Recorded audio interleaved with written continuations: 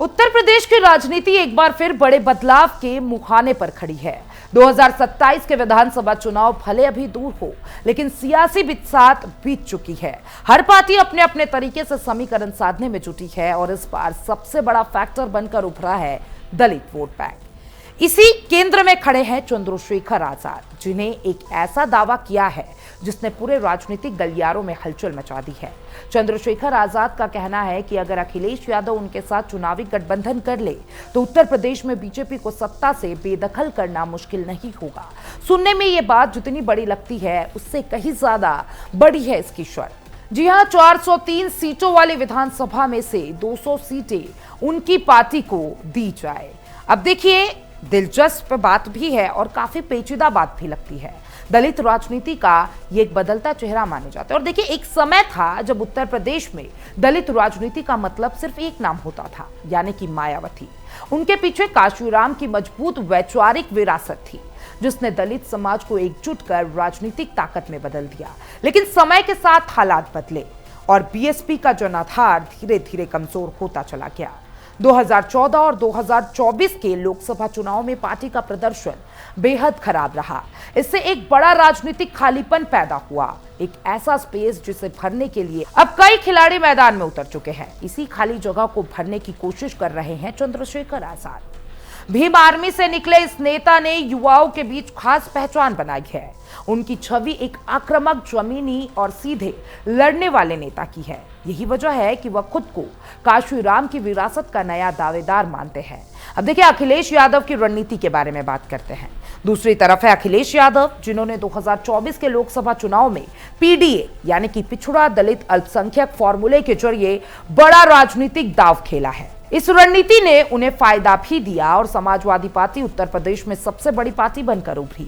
इस जीत में राहुल गांधी के साथ गठबंधन ने भी अहम भूमिका निभाई और ये गठबंधन न सिर्फ समाजवादी पार्टी को मजबूत बनाया गया है, बल्कि कांग्रेस को भी यूपी में नई जमीन दिया गया। अब 2027 के विधानसभा चुनाव में अखिलेश यादव इसी फॉर्मूले को और मजबूत करना चाहते हैं, लेकिन इसके लिए उन्हें दलित वोट की जरूरत है और यही चंद्रशेखर आजाद की एंट्री होती है। 200 सीटों की मांग कई लोग अव्यवहारिक मान रहे हैं, लेकिन राजनीति में हर मांग का एक मकसद होता है। संभव है कि यह एक शुरुआत होगी, यानी कि एंकरिंग डिमांड होगी साफ तौर पे, या फिर दबाव बनाने की एक रणनीति भी हो सकती है, या खुद को बड़े खिलाड़ी के रूप में स्थापित करने की कोशिश। जब कोई नेता आधी सीटों की मांग करता है तो वह सीधे सीधे यह संदेश देता है कि वह खुद को बराबरी का साझेदार मानता है, ना कि छोटा सहयोगी। लेकिन समस्या यही है कि समाजवादी पार्टी खुद सत्ता में वापसी के लिए सबसे बड़ा दावेदार है। ऐसे में वह इतनी बड़ी हिस्सेदारी किसी भी सहयोगी को देने के मूड में नहीं दिखती।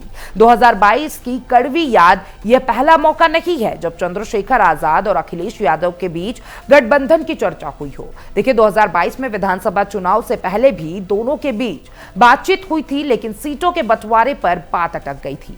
अब उस समय चंद्रशेखर आजाद ने खुलकर आरोप लगाया था कि उनका अपमान किया गया है। उन्हें यह सिर्फ व्यक्तिगत नहीं बल्कि पूरे दलित समाज का अपमान बताया था और साफ तौर पे उनका नारा भी था, जिसकी जितनी संख्या भारी उतनी ही हिस्सेदारी, और आज की उनकी राजनीति का आधार भी है। अब देखिए, मायावती से दूरी लेकिन नई रणनीति लेकर आए हैं। शुरुआत में चंद्रशेखर आजाद ने मायावती के साथ भी तालमेल बैठाने की कोशिश की, उन्हें बुआ कहकर समर्थन लेने की कोशिश की, लेकिन मायावती ने साफ तौर पर दूरी बना ली। यहीं से आजाद ने खुद का अलग रास्ता चुना। उन्होंने अपनी पार्टी का नाम भी काशीराम के नाम पर रखा, ताकि बहुजन राजनीति की वैचारिक विरासत से जुड़ाव दिखाया जा सके।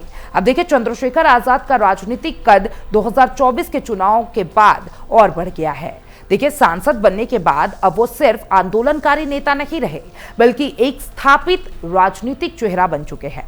दिलचस्प बात यह है कि कई मौके पर उन्हें अप्रत्यक्ष रूप से बीजेपी से भी फायदा मिला है, लेकिन अब वो खुद को बीजेपी के सबसे बड़े विरोधी के रूप में पेश कर रहे हैं।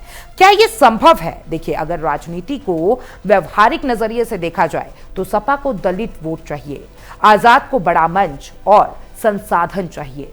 दोनों की जरूरतें एक दूसरे से मेल खाती है, लेकिन असली लड़ाई सीटों की है। 200 सीटों की मांग सपा के लिए स्वीकार करना थोड़ा मुश्किल और आजाद के लिए छोड़ना मुश्किल हो सकता है, यानी गठबंधन की सबसे बड़ी बाधा है सीट। अब आगे क्या हो सकता है? देखिए, राजनीति में आखिरी समय तक कुछ भी बदल सकता है। जैसे जैसे चुनाव नजदीक आएंगे, सीटों की मांग कम हो सकती है, समझौते हो सकते हैं, नए समीकरण बन सकते हैं। अगर चंद्रशेखर आजाद अपनी मांगों पे लालचीपन दिखाते हैं तो गठबंधन की संभावना बन सकती है, लेकिन अगर वे अपने रूप को कायम रखते हैं तो ये सिर्फ एक राजनीतिक बयान बनकर रह जाएगा।